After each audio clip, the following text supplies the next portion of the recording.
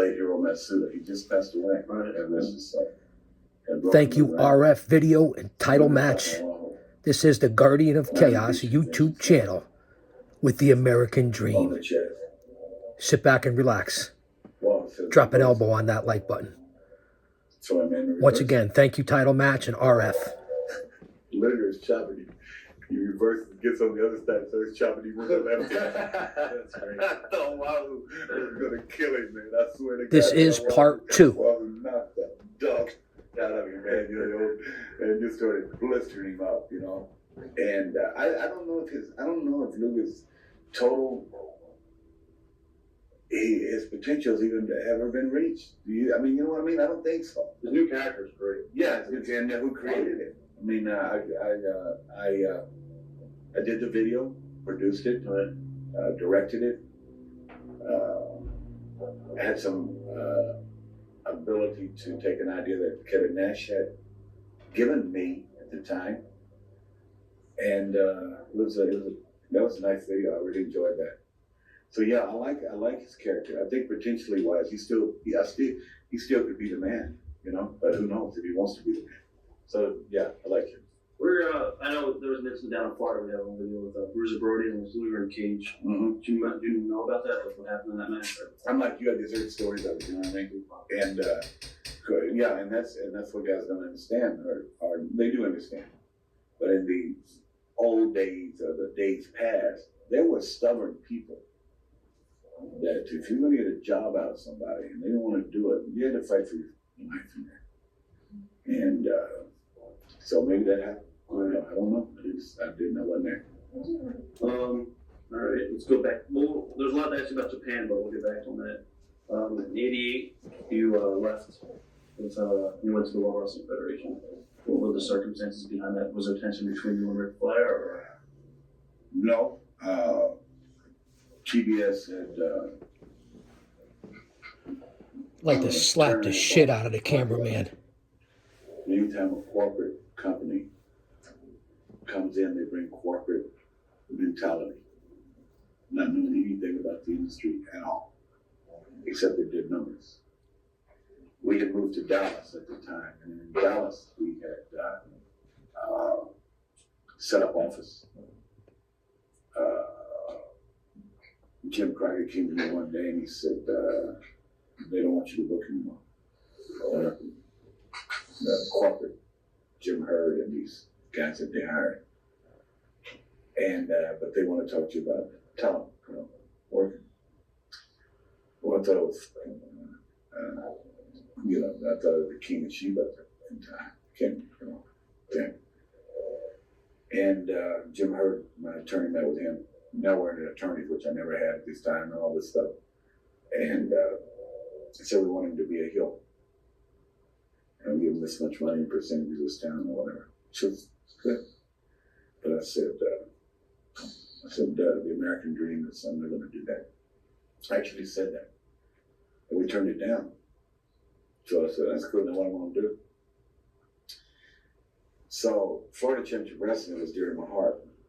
And barely afloat with the Nasty Boys and Michael and Steve Kern and Mike Grimm, one of my closest friends out of 5 that I have probably. And I went down there and spent 140, 50 grand, lost it. That company had owed money, like unbelievable amount of money. And I really wasn't into it yet, like I could be now, to run in the rural America territory, or the old territories. And still waited, Vince called. No. And when he called, I had the idea of when I was there with Superstar, when I was there, I actually had the idea of overthrowing Pat Patterson, not Hulk Hogan. I wanted the job as his right hand, not knowing how close him and Pat were. I love Pat Patterson, but I wanted that job. You know, I wasn't, and people didn't understand this either. I wasn't so much into me working in the ring because I loved creating behind the scenes as I did the last years at WCW.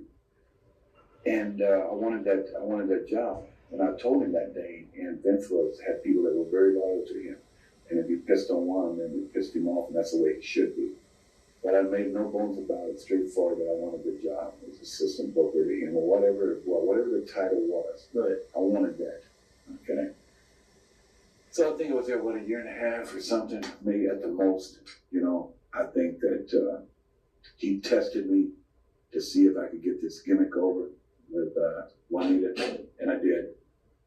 And did you feel it was a knock on you putting polka dots? No, because I wore in Florida. I used to wear all kinds of people did. I wore polka dot headbands and hats and ruby begonia hats. Shit, that was nothing. Okay. But I said, okay. Because he asked me, I didn't have to do it. He was like that. He asked me, you want to do this? You don't want to do it? Fine. You know what I mean? Right. It wasn't like, if you don't do it, you know what I mean? Right. And I said, okay, I'm going to have some fun here. I get this over. Right. And I got it over. So it got over. And so they said, oh, it's got over. And Juanita was not my choice. My choice was a Afro-American hooker off the street. Kind of like Sherry, but kick your ass, my man type deal. Vince had softer, a common man, common girl mentality. And it worked, And so I made in a year and a half, I made a pot full of money, almost as much money as working my ass off 28 hours a day, 7 days a week for Crockett when I was creating it. So it was kind of easy, you know what I mean? And he knew I wanted, and he broke Dustin in, and he knew I wanted to, I had unfinished business at WCW. That the way I went out, and I had an opportunity. I went to the Plaza Hotel in New York City, Jim Hurd, Jim Barnett, Turner, a whole ball of wax. Come in and run wrestling. Went to Vince, let me go. Took my marketing. 2 or 3 years, he would send checks at that time till it ran out of how much I would have made, with the dolls. And one of my dolls is one of the top sellers right now. So he's in the country. It's unbelievable, And so I said, okay, I went back and I found a corporate structure that was unbelievably, it was hard. I don't think anybody could have got it out. I got it back up to the table to where when Bischoff took it with Hogan, and he got all the talented people, and he had a vision that he took what I had tried to build back to that point, because I had some great kids, great guys, Cactus Jackman guys. We had at center stage, we had some of the greatest TV tapers, Paulie, in the history of our business, man. We couldn't get over that hump, you know what I mean? But we were working on it. We did some great shit. And but the first and Turner TBS to this day has been great to me. Turner has been tremendous since '74. Been with us since '74. So I learned another bad to say about Turner, right? TBS, and WCW. They had guys run their industry at the first that were not into the business, They kept frying all that. Yeah, and so that's what hurt me, to where I had 9 bosses. You trying to run with Crockett? I had Crockett, I had Eddie Graham, and Vince, or they just had me. But now you got 9 or 10 bosses, 10, with all different philosophies.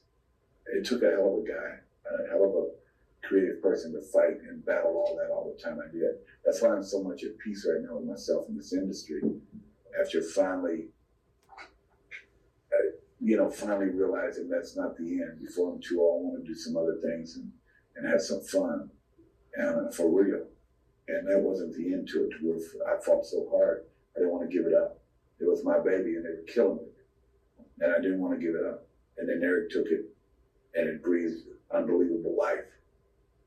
And Dustin came back, and I said, it felt good.